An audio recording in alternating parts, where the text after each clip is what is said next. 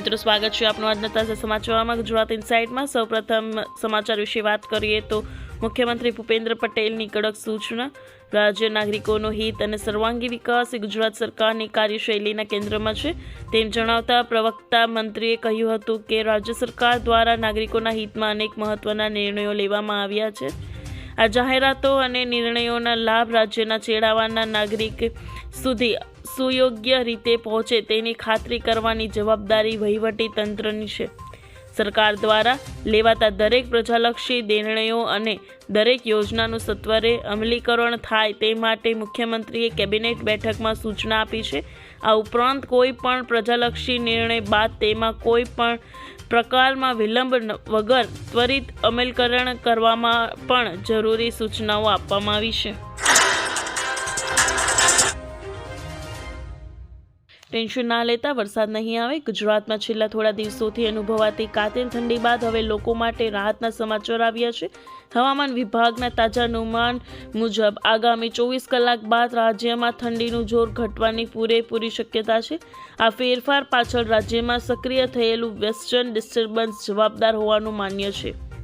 હવામાન વિભાગના જણાવ્યા અનુસાર વેસ્ટર્ન ડિસ્ટર્બન્સની અસરને કારણે પવનની દિશામાં ફેરફાર થશે, જેના પરિણામે લઘુત્તમ તાપમાનમાં 2 થી 3 ડિગ્રીનો વધારો થઈ શકે છે.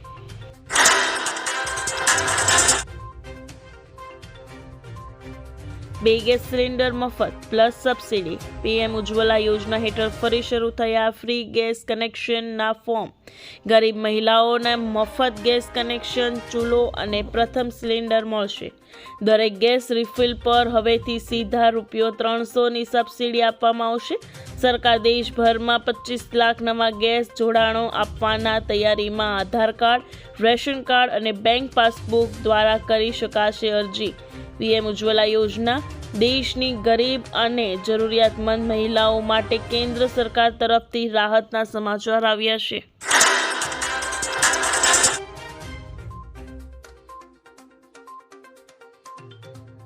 હદપાર, ખેડૂતે કિડની વેચીને દેવું ભર્યું. ચંદ્રપુરમાં દેવામાં ડૂબેલા ખેડૂતે જમીનદારના પૈસા ચૂકવવા માટે ખેડૂતની બંને કિડની વેચાવી નાખી.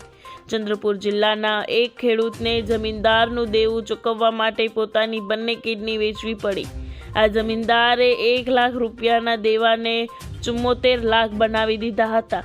આ મામલે સામે આવ્યો બાદ પોલીસ પ્રશાસનના હોશ ઉડી ગયા છે. પોલીસે આ મામલાને ગંભીરતાથી લીધો છે અને તેની તપાસ શરૂ કરી દીધી છે.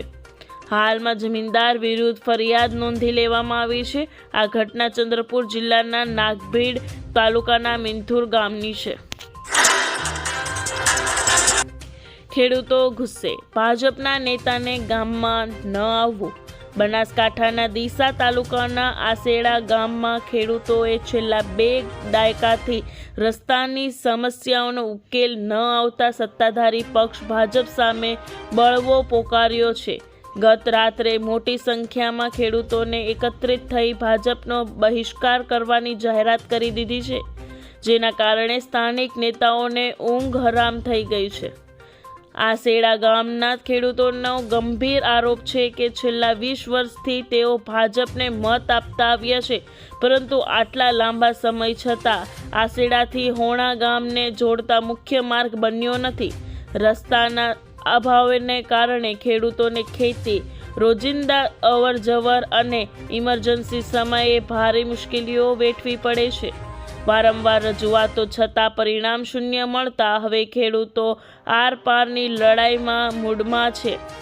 ગામમાં યોજાયેલી સભામાં ખેડૂતોએ ગળામાં કાળી પટ્ટી ધારણ કરી પોતાની આક્રોશ વ્યક્ત કર્યો હતો. ગામના મુખ્ય ચોક અને મહીઓમાં બેનરો લગાવી દેવામાં આવ્યા છે. આ બેનરોમાં સ્પષ્ટ શબ્દોમાં લખવામાં આવ્યું છે કે ભાજપના કોઈ પણ નેતાએ આ ગામમાં વોટ માંગવા આવવું નહીં.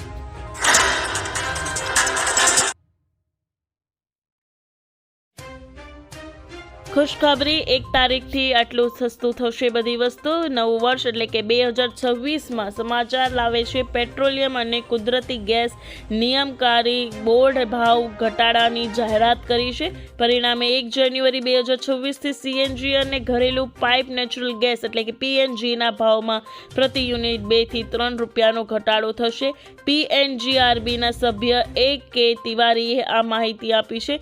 તેમણે જણાવ્યું હતું કે નવા ટેરિફ માળખાથી પરિવહન ક્ષેત્ર અને ઘરગથ્થુ રસોડાના બજેટને સીધો ફાયદો થશે. પાલભાઈની ખેડૂતો માટે માંગ. કિસાન કોંગ્રેસના ચેરમેન પાલ આંબલિયા આગળ બોલ્યા કે મોબાઈલ ટાવર છત પર ઊભો થાય તો એ માસિક ભાડું આપે, તો વીજ લાઇનના ટાવર માટે ખેડૂતોને માસિક ભાડું કેમ નહીં? વીજ લાઇન નીકળવાથી ખેડૂત પોતાના ખેતર ક્યારેય બિનખેતી કરાવી શકે નહીં.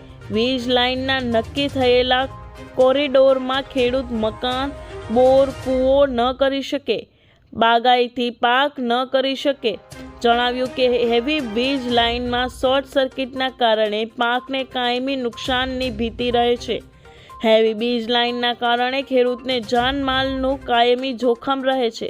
સરકાર ખેડૂત સંગઠનોને ચર્ચા, વિચારણા, પરમિશન, માર્ગદર્શન માટે કેમ બોલાવતી નથી? સરકાર એકમાત્ર ભારતીય કિસાન સંઘ સાથે જ શા માટે બેઠક કરે છે?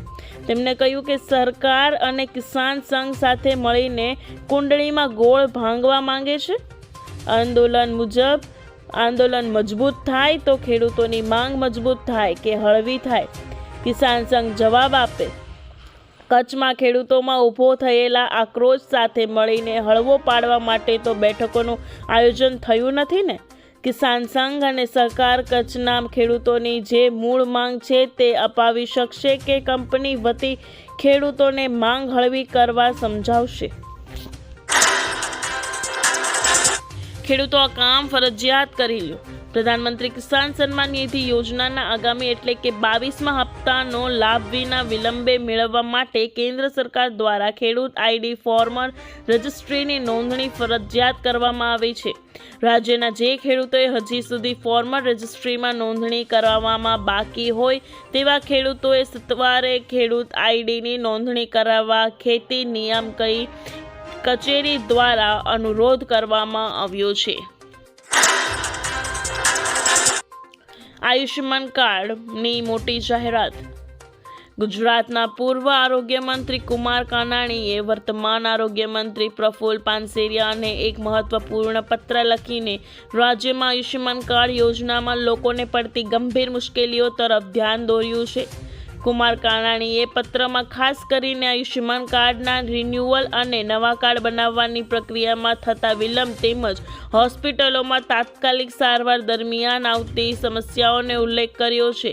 પૂર્વ આરોગ્ય મંત્રી કુમાર કાનાણીએ આરોગ્ય મંત્રીને પત્ર તેમણે જણાવ્યું હતું કે તાત્કાલિક સારવારની બાબતમાં સમય વેડફાઈ જતો હોવાથી દર્દીઓને ભારે મુશ્કેલી ઊભી થાય છે. કાનાણીએ વહીવટી તંત્રની અણઆવડત અને બેદરકારી પર આકરા પ્રહારો કર્યા હતા. તેમણે ઉમેર્યું હતું કે જરૂરિયાતમંદ દર્દીઓને સમયસર હોસ્પિટલમાં એપ્રુવલ એટલે કે મંજૂરી ન મળવાને કારણે પૈસા ખર્ચીને સારવાર લેવી પડે છે, જે શરમજનક બાબત છે. કુમાર કાનાણીએ આરોગ્ય મંત્રી પ્રફુલ્લ પાનસેરિયાની વિનંતી કરી છે કે તેઓ આ સમસ્યાનો તાત્કાલિક ઉકેલ લાવે અને દર્દીઓને તુરંત સારવારનું એપ્રુવલ મળે તેવું આયોજન ગોઠવે. દર મહિને 3000 રૂપિયા મળશે.